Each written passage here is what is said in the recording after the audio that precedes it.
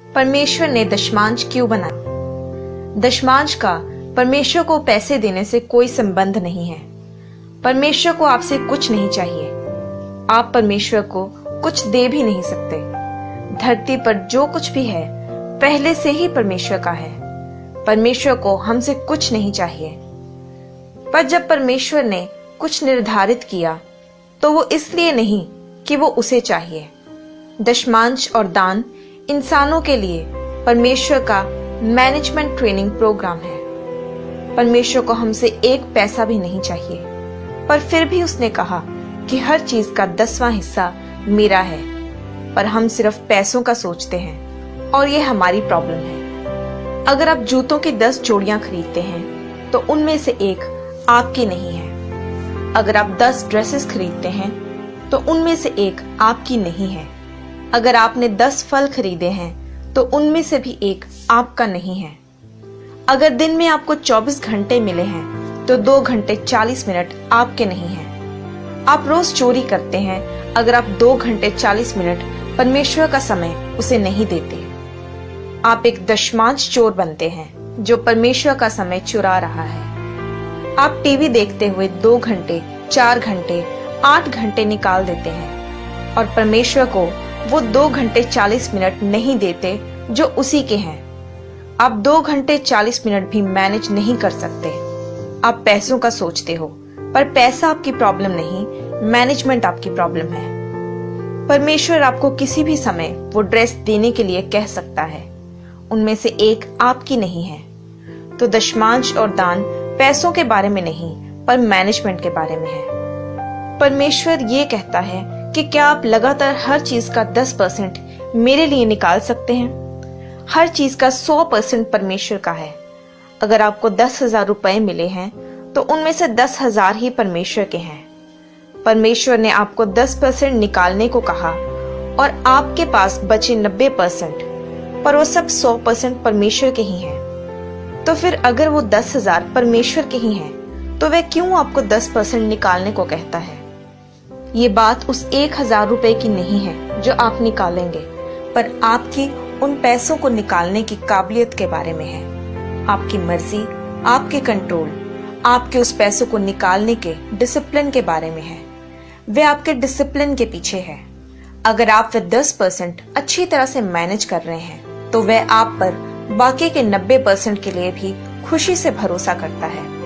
पर क्योंकि आप 10% में विश्वास योग्य नहीं रहते तो आप बाकी का 90% भी गवा देते हैं, जिसके कारण आपके पास कुछ नहीं रहता। तो फिर आप परमेश्वर को बताते हैं कि इस महीने के दशमांश मैं नहीं दे पाऊंगा क्योंकि इस बार पैसों में बहुत तंगी आई है। तो परमेश्वर भी कहता है कि तुम बोल क्या रहे हो?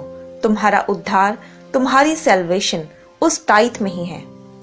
अब हम देखेंगे कि दशमांश देने से आपके जीवन पर क्या असर होता है। इनमें से हर शब्द मैनेजमेंट के लिए है। अगर आप अपने दशमांश और दान समय पर देते रहें तो पहले जो आपके जीवन में आता है वो है अकाउंटेबिलिटी, यानी हिसाब की जिम्मेदारी। दूसरा है डिसिप्लिन। जब भी आप दशमांश निकालते हैं तो आपको हर बार ऐसा करने के लिए कंट्रोल चाहिए। तीसरा ऑनेस्टी। एक टाइथर बनने के लिए आपको ऑनेस्ट होना जरूरी है, क्योंकि आपको कोई नहीं देख रहा सिवाय परमेश्वर के। आप सभी को झूठ बोल सकते हैं, पर परमेश्वर जानता है कि आपने टाइथ दिया कि नहीं। इसका मतलब टाइथ देना आपको ऑनेस्ट बनाता है और मैनेजर्स का ऑनेस्ट होना बहुत जरूरी है। चौथा है डिलीजेंस, यानी आप लगातार इस बात पर काम करते हैं कि आप वे 10% चुराए नहीं, और मैनेजर्स को भी यही करना होता है। पांचवा फेथफुलनेस, यानी वफादारी। मैनेजर्स में यही कमी होती है कि वे वफादार नहीं होते और टाइथ देने के लिए वफादारी की जरूरत पड़ती है। 6वां ट्रस्टवर्दीनेस। आपको हर बार टाइथ देने के लिए परमेश्वर को आप पर हर बार ट्रस्ट करना पड़ता है। मैंने आपको एक मैनेजर के गुण बताए हैं। वे अकाउंटेबल होते हैं, डिसिप्लिन्ड होते हैं, ऑनेस्ट होते हैं, डिलीजेंट होते हैं, फेथफुल होते हैं और ट्रस्टवर्दी होते हैं। प्रभु यीशु मसीह ने एक दिन टॉप क्लास मैनेजमेंट दिखाई। एक दिन जब 5000 लोग एक जगह पर थे और वे सब भूखे थे और ये औरतों और बच्चों को छोड़कर सिर्फ पुरुषों की गिनती थी, तो वह तकरीबन 12,000 लोग होंगे और वह उन्हें कुछ खाने को बांटने वाला था।